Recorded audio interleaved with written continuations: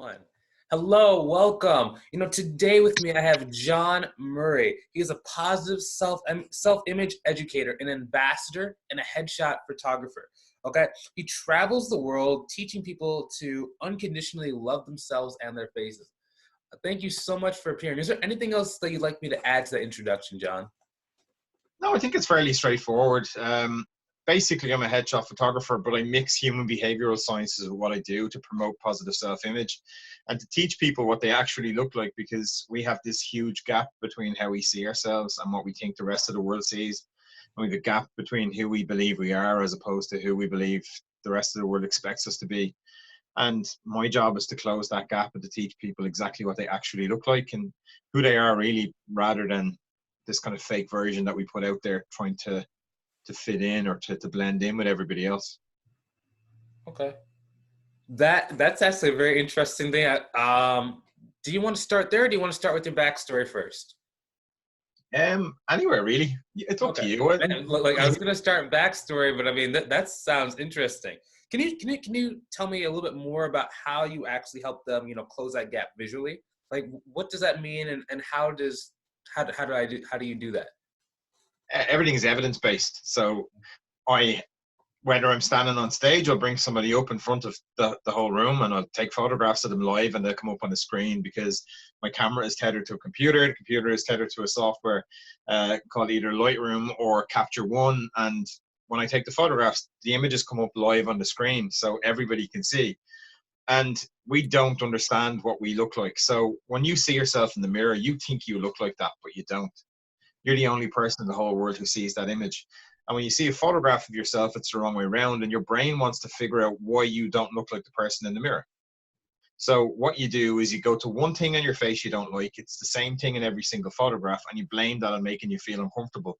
But one of the big things you don't understand is that as humans, we read the shape of people's shoulders, the position of their head, we read their eyebrows, their lower eyelids, their corners of their mouth.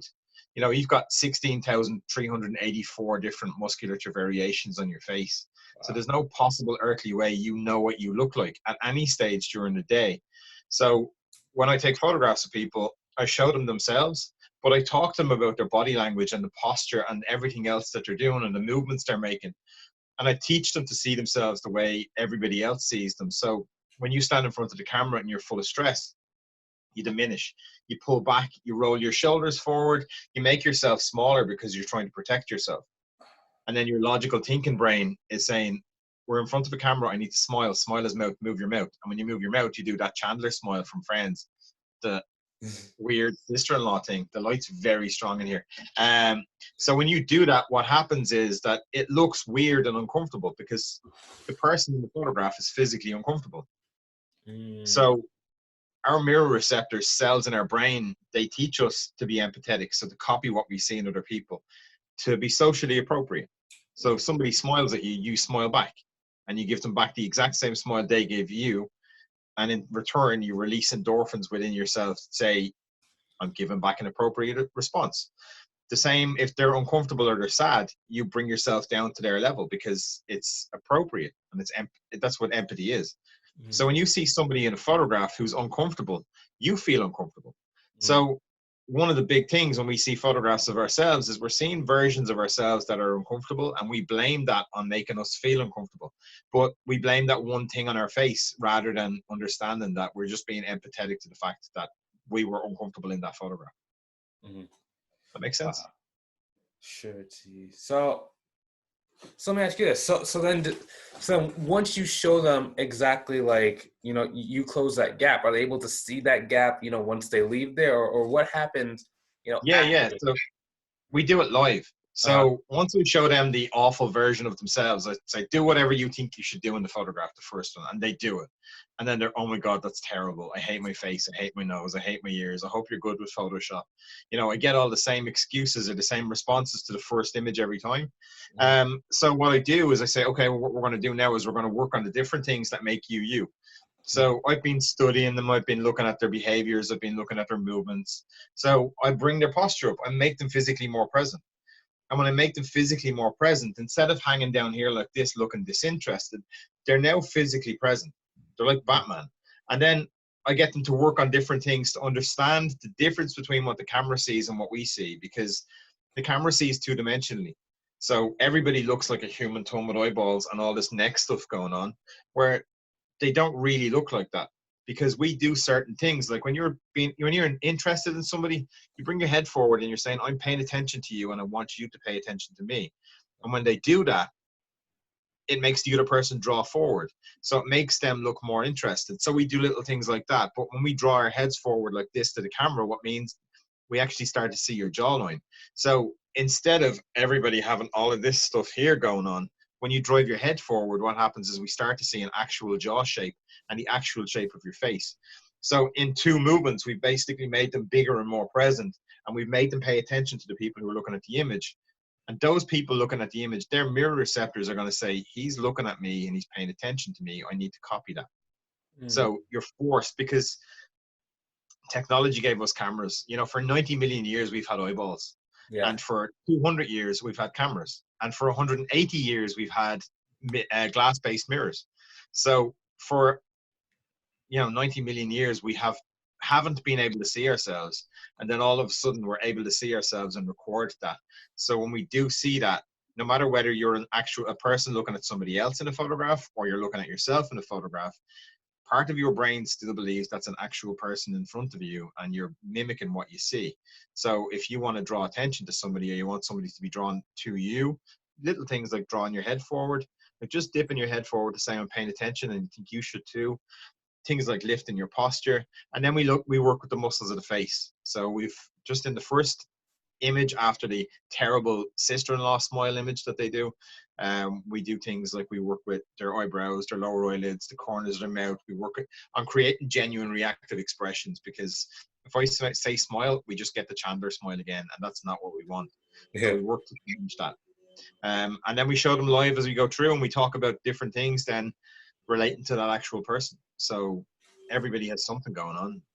There's different things that are within us all, different behaviors, different traits and attributes, things that we struggle with that we don't need to struggle with, and it carries across. Because when we think of self-image, or we think of image, we kind of think of the outside, but we don't really look at the inside. And that's what the whole substance over superficial thing is. It's looking at what's going on internally and how it wears itself on the outside, both from hormone perspectives, from attitudes, from thought processes, and positive and negative self-talk. All of that stuff, we wear that on our faces and in our body language every single day. So by changing that and being more aware of it, then people feel a little bit more comfortable in their own skin. And it's part of, it's a stepping stone. It's part of something bigger. It's always part of something bigger for them to progress, or as part of something they might be involved in already. Like I work with a lot of multinationals and they have wellness programs. I'm a partner with a company called Pep Talk Wellbeing, and I do some mindset training with them. And, that's part of something bigger. It's always part of a bigger program for people across the board, because it doesn't just start and end with me. It is always going to be part of a bigger self-discovery and a bigger, more well-rounded program.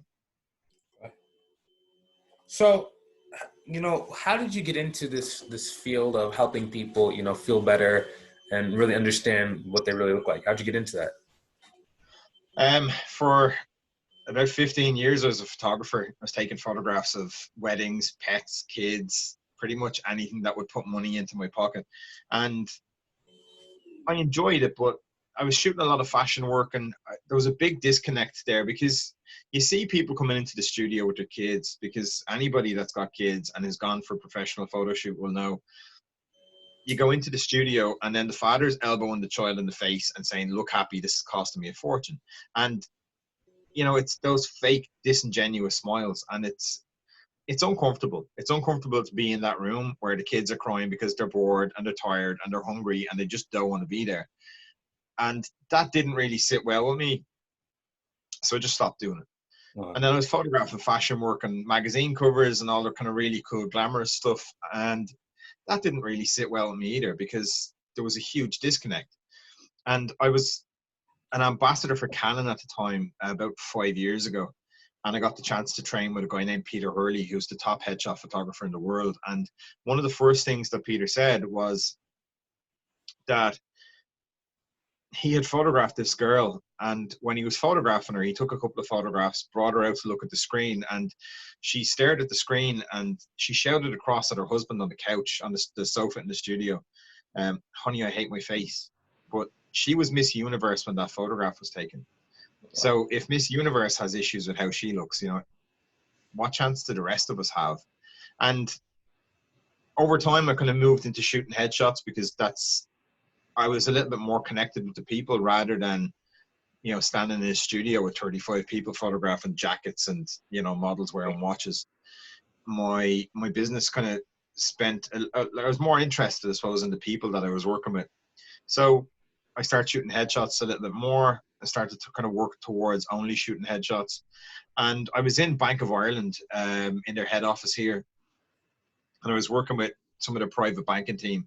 They work with people who are, when you're rich enough to not have to pay for stuff, that's the sort of people that they work with. And I was working with maybe 16 or 17 people a day, and I was coaching every single person individually in front of the camera. And one of my assistants, he said to me, why don't you just do a talk beforehand? Why don't you coach everybody in one big talk beforehand? That way you don't have to do it individually as people come in. So I did. And it worked really well. And then I started to kind of work in different elements of psychology and stuff like that into it, and different elements of our behaviors and the attributes that we have towards that. And instead of it taking 15 or 20 minutes to work with each individual person, some people come in and I get them in 3 or 4 photographs, it's really quick. Some people take a little bit more time. I can work with up to 50 people a day now, and I can still get the same results that I got before. And then it led to me talking on stages, and it led to me doing all this other stuff, and it's kind of developed from there. Wow. That's really good. So can you talk a little bit more about like the mindset training? So I guess yeah, I'll just let you just go. Just talk about the mindset training.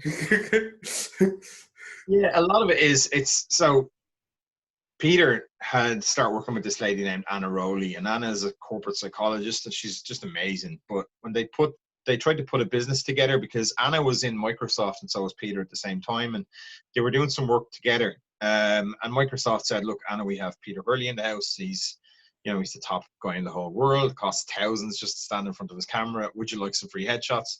And she said she was trying to come down with tropical skin diseases and everything, so she wouldn't stand in front of the camera. She wouldn't have to. When she did, she really enjoyed it. So that's where the kind of merge of photography and psychology came from, and the whole psychopathology thing. But the mindset side of it is we limit ourselves constantly. Every single thing that we do, part of your brain is saying, don't do that. It's making you feel uncomfortable. That part of your brain is there to protect you from being eaten. That's what it's there for. It's to stop you from throwing yourself off a cliff, walking across something that's going to collapse underneath you. It's an old part of your brain that's there to preserve life. But we still release stress hormones when we do things like stand in front of the camera, go for an interview, all of this sort of stuff. And we need to understand why. And if we don't understand why, we tend to back away from the things that won't really cause us any harm. So one of the big things is, first of all, with that self-image thing, is to learn to see yourself. And if you imagine a beach ball, this is kind of one way I explain it, is that if you blow up a beach ball and you cover all of the sections of the beach ball and you only have one section visible, and you say, what color is it? And somebody says it's red. Are they wrong? No, because based on the evidence, it's red. If you take the tape off that side and you put it on another side and you say, okay, what color is it now? And somebody says green, because that's all they can see, are they wrong? No, they're not, because based on the evidence, it's green. So it's only when you strip back all of the sections, you can see the full view. So we can't see a full view of ourselves. It's physically impossible. Psychologically, it's impossible. So we are internal and we are external. When we think of other people, we think of the physical presence or what we actually see. But you don't think of what's going on the inside, or how that's impacting you, or how it's impacting anybody else. So a lot of the mindset training is kind of peeling back those layers and making sure that people get as much of a view of themselves and of other people as is humanly possible within the time frame that we have. And then there's a whole thing I talk about with education is not just handing somebody facts, because anybody can do that. You can get that on the internet. Education is the process of opening somebody's mindset to thinking differently. Because if you give them just enough information, well, then curiosity will naturally take over and they'll go off, and it'll lead them down many, many different roads and understanding lots of different things and how to connect the dots on lots of different things. So by giving them that view of themselves externally and internally, and asking them to kind of reference or to see things within other people, different behavioral attributes, different behavioral patterns, different things like that will help them in the long run. And it ultimately opens up their mind to saying, actually, you know what, maybe I'm a little bit better than I thought I was, maybe I'm prettier than I thought I was, maybe I'm nicer than I thought I was, maybe I'm cooler than I thought I was, and I just didn't realize it. And then the idea of that then is to take them to the next level. So if they want to do something, go for a job interview, they want to go for promotion, they want to open a new business, they want to do anything at all, maybe a couple of percent of that fear that would have limited them, or that hesitation, is gone because they realize that, actually, hold on, I'm a little bit more than I thought I was, and I have evidence to prove it. So Mm. that's where the mindset stuff comes in. Probably a long-winded answer, but at least I got there in the end. I tend to go So, off on things. well, I mean, it's helpful. It's really helpful. So if someone is untrained in their mindset, right? Can you give them a couple steps to start, taking baby steps toward, really being more positive, thinking better, feeling better about themselves? Yeah, like every movement that you make is based on hormone release, pretty much, because you walk down the street, you get a smell, your face changes because you got a smell. It happens because hormones are running through your bloodstream from the tips of your toes to the top of your head. You are affected by that smell, by that sense of fear, that sense of whatever it is that has caused you to react. Sometimes it's positive, sometimes it's negative.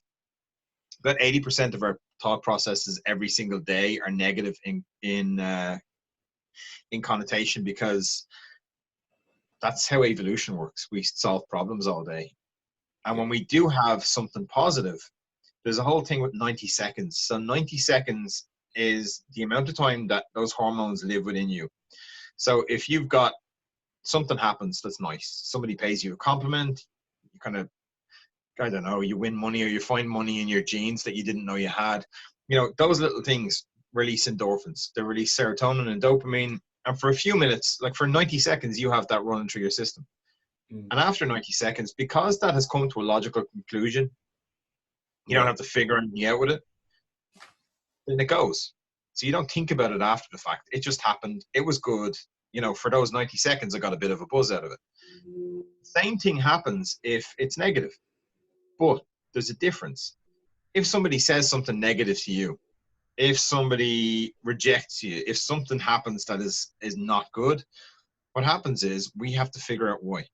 Mm. So for 90 seconds, you're full of those stress hormones, because that's what happens. You release cortisol, epinephrine, glucagon, and these hormones are there and adenosine as well. And these hormones are fight or flight reaction hormones. So you feel uncomfortable. Mm. But now you need to figure out why. Do you ever watch a movie and then you see somebody in the movie? What was he in, or what's his name? And Yeah. you sit there and you rack your brains over a couple of minutes with it, and then you just forget about it. And then 2 hours later, all of a sudden, you kind of scream out, "That's what he was in," because your brain is still processing that in the background, because it's a problem, and you need to solve those problems. So basically, your synaptic connections are going crazy all over your brain trying to figure this out, even though you've moved on to something else. And when we have negative mindset, that's always going on in the background. When we have stress, if you have financial stress and you're worried about money, that's going on in the back of your head, even though you're driving to work, you're doing all of the different bits and pieces that you do every day. But underlying everything there is that financial stress, or the relationship stress, or whatever else is going on within your life, because your brain is still trying to solve all those problems. Why did she say that to me? Why did he say that to me? Why did that bad thing happen? At the moment, a lot of people are dealing with death because of this coronavirus thing, and they're dealing with sickness. That's a huge amount of stress. It causes huge amounts of emotional anxiety. But the more we think about these things, so if you say you get annoyed, somebody cuts you off on the road, and you scream and you shout and you beep at them and you say whatever you need to do and you make whatever appropriate hand gestures that you need to make. But that stress hormone is within your system for 90 seconds. Uh-huh. If that was a positive experience, after 90 seconds, it would disappear because you don't need to think about it anymore. But now you need to think about, or you're angry over the fact that they did that. So what you're doing is you're thinking about the fact that they did that. You're trying to process the information of why they did that. Why did he cut you off? Why did he give you the hand gesture back that you gave him? Why did this happen? So the more you think about it, the more you hold on to those stress hormones. And those stress hormones stay in your bloodstream for longer, which makes you more agitated. And the more agitated you become, you know, it tends to lead into different things. So over time, it's not just a mood, because mood is what is happening in the present. Then it becomes, you know, a behavioral pattern or a behavioral style, or it becomes like a repetitive thing that we do over time. So the more you build on these things, it just ends up as a personality trait. He's just angry, he's sad, or he's angry. And that happens because of, you know, financial stress, or all these little bits and pieces all come together, and it ends up being just our behaviors and our patterns. And it's not something we need to do. So being aware of that and knowing that after 90 seconds, those hormones are gone. So if you want to change little things like that, or not be affected by little things like that, if you find yourself getting annoyed over something, you find yourself in a bad mood, you can physically change that. And you can physically change the way that your brain and your hormone system are working by doing little things. Like you could do I don't know, another 90-second meditation to change your mindset, to get rid of those hormones, and then to continue on with something else. Listen to a happy song, something that we have that we can use as a trigger to Mm. switch ourselves over and put ourselves back into positive mind state, is always a good thing. So that's a cool tip. Yeah, that Come and see actually me. is. I'm really good fun. They could really come Can I and see ask, me. can I ask you one question? Yeah. So, so when we're talking about, you know, the happy trigger, but isn't that negative thing still lingering in our mind? Like you said, you go on about your day, and then 2 hours later you get or is it, does it Yeah, cancel but out? you can choose what you pay attention to. You can, like, I'm not sure if you're into mindfulness or anything like that, but what you can do is you can decide on what thoughts are that actually matter and what don't. Because, and if with a bit of, it's not easy, it takes practice, because, you know, we're very distracted by little things. It's constantly happening. You know, we live in a world of distraction. So your thought processes, even like I meditate most days, I'm okay at it. I'm not great, but you know, when I'm supposed to be focusing on my breath, I find myself wandering off thinking about different things, and I Mm. have to bring myself back. But you know, with a bit of practice, you learn to do things, to say, actually, do you know what? That is not something I need to worry about. And by making that decision, you know, anxiety and excitement have the same hormone release. You release the same hormones in the same doses in the same way, and you make a decision whether it's good or bad. You know, that's pretty much, it's fear and anxiety are exactly the same hormones in the same way. So you make the decision whether you're excited or whether you're in fear. And that's great, but Mhm. you need to be able to make that decision, and you need to be able to, I don't know, it's like, see which side of the coin you're looking at. Yeah. There's no other way of putting that, you know what I mean? Yeah. And you know, if you look at stuff, you know, people have terrible relationships with like ex-girlfriends or whatever, but if you put a bit of empathy into that relationship and go, actually, do you know what, maybe I was wrong, maybe she's not just a total bitch, maybe this is just this the way it is. Mhm. um that's when you start to kind of flip from the anxiety side or the hate side, and you start to flip over to more of a positive side. So even though those thought processes are there, you can make a decision what that means. Okay. Cool. You know, do you have any special projects coming out? Anything new that you're working out right now, or? Well, because of this coronavirus thing, I'm not allowed to touch people in the face anymore. But I am working on a thing with a company called Dial Global in the UK. Dial stands for Diverse, Inclusive, Aspirational Leaders. And they are rewarding, basically, or they're recognizing 2020 of the top people in the world in diversity and inclusion. So I'm photographing those people this year. Oh wow. Maybe a little bit less than 2020 now because of the whole coronavirus thing, but and time constraints. But on the 3rd of December, we are having a launch. We're having an art show. We're releasing a book. celebrating the top people in the world in diversity and inclusion, and I will have photographed all of those people on that stage. And it's happening in the Ritz in London as well, so very fancy. Yeah. I'll have to try and get myself a new tux because, you know, coronavirus food, putting on a bit of weight, but it's staying at home, and less exercise. But yeah, no, that's happening on the 3rd of December. So over the whole year, I've been photographing those people. We've already started it. Things have slowed down a little bit now because of restrictions and travel restrictions and stuff. But we're hoping to pick up where we left off as soon as things normalize or things get back to a little bit more normal. On top of that, I have a lot on with Junior Chamber International. I'm the National Director of Individual Development for JCI, which is a big worldwide organization. You've got, I think we've 250,000 members across the world. People like JFK were members, Kofi Annan, and it's a leadership development organization. So I have a lot on with that this year as well. We were supposed to have European Convention 2020 in Dublin with 2,000 people coming to the city. So we've been heavily involved in that, and there's a lot of stuff going on there as well. So it's really exciting. And I always have different things going on. I work with cancer patients, kids with cancer. When they're going back to school and they've no hair, I teach them to kind of own it and to see the bald head or the fluff that they usually have as a bit of a superpower.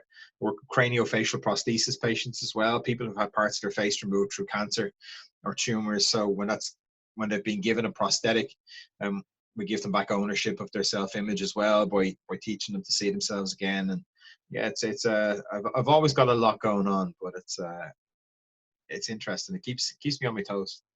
That's nice. That's nice. How can people, either find out more about you? How can they, reach out to you if they have any questions about you? I'm everywhere. I'm on every social app except Tinder because I'm married. Yeah, you can get me on most things. But johnmurrayheadshots.com is pretty easy to get me on because I have all of the links to all of my social on there. I'm on LinkedIn as John Murray Headshots. I post videos 3 days a week. And I do interact with a lot of people on there. Twitter, at JM Photo Dub. I'm on Facebook. I'm on Instagram as John Murray Headshots and as Oru Paddler as well because I'm a kayaker and I have a really, really cool origami kayak that folds up. But I'm everywhere. But johnmurrayheadshots.com, they can get me there. And just send me a message. I'm cool for a lot of Zoom calls and stuff like that as well. I do this LinkedIn latte thing most days where I try and hook up with people when we can, face to face, just for a chat about anything. We can talk about your dog if you want. It's not about business. It's just to get people face to face and communicating. But because of coronavirus, we're doing it over Zoom calls and Skype calls and stuff like that. And you bring your coffee, I'll bring my coffee, and we'll have a chat and see where it goes. But yeah, so anybody can get me anywhere really. JohnMurrayHeadshots.com is the main the main hub of everything. Okay. If you want to spell his name, it's JOHN space MURRAY and then headshots. Can you see it there? Right there, yeah, almost. There we go. There we go. Yep. Awesome. Excellent. Thanks so much for coming on. I really, got a lot out of that, especially the part about, using triggers to change your mentality back to positive. That was a really unique thing, And it's always evidence-based as well because I don't have somebody who looks vaguely like you but more handsome in the studio and I'm taking people's pictures. It's just not possible, So I take photographs of people and the image comes up live on the screen and I get to say a lot, this is what you think you look like, but this is what you actually look like to everybody else. And, it's probably one of the reasons I have a blog post on my website that says I make people cry for a living, and I love it because it's a very strong and emotional kind of release to say, Jesus, I'm not as bad as I thought I was. Excellent. So, thanks once more. And to the people watching, if you want more interviews with, people just like this who are caring, trying to change the world and changing lives one at a time and in group settings 50 at a time, like he was saying he can do, I recommend you guys go join my group on LinkedIn. Okay, there's going to be a link in the description either above or below this video. Have a great day. Talk to you soon and see you later. And we're done recording in 3 and 2 and 1.